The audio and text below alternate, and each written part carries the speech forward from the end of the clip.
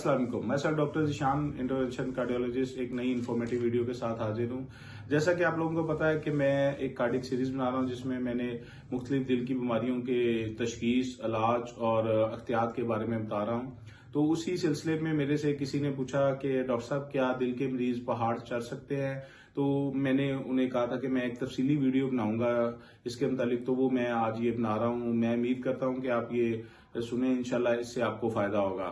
एक तो ये है कि अगर आपको दिल का मर्ज है और कुछ इस तरह का है कि आपकी जिसे कहते हैं कि आगे रिवस्कुलराइजेशन नहीं हुई, आपकी नालियां तंग हैं, वो खुली नहीं है, अभी आपका बाईपास स्टेंट नहीं हुआ, तो उस केस में तो मैं आपको कहूंगा कि आप पहाड़ ना चढ़ें, क्योंकि इससे आपको एंजाइना हो सकता है, दर्द हो सकती है और आपकी तबीयत खराब हो सकती है। और अगर आप एज एडवेंचरस पहाड़ों में गए हुए हैं तो आपको एक जिसे कहते हैं कि तकलीफदेह अमल से गुजरना पड़ सकता है।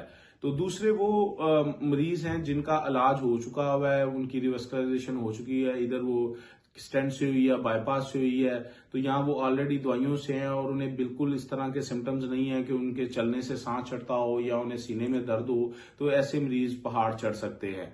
और तीसरा वो मरीज है कि जिसमें जो बिल्कुल ठीक है, उसे कोई मसला नहीं है, तो उसे पहाड़ चढ़ने में कोई दिक्कत नहीं है।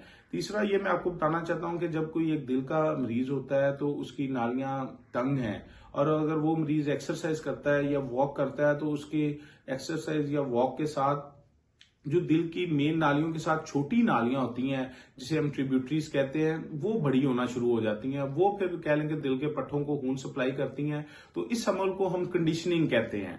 तो इस कंडीशनिंग के साथ जो दिल का मरीज होता है उसका दिल मजबूत हो जाता है। इस वजह से अगर कुछ मरीज ऐसे हैं जिन्होंने कह लो कि ये एडवेंचरस वो उनका शौक है और उन्हें इस तरह पहाड़ों पे जाने का शौक है, तो मेरी उनसे एडवाइस ये है कि आप इस तरह थोड़ा थोड़ा पहले अपनी बॉडी को रूटीन में लाएं कि वॉक करें, चलें, आहिस्ता आहिस्ता आप अपना स्टेमिना बनाएं। तो इंशाल्लाह जब आप इस स्टेमिना के साथ वहां जाएंगे तो फिर वहां आपको कोई मसला नहीं होगा।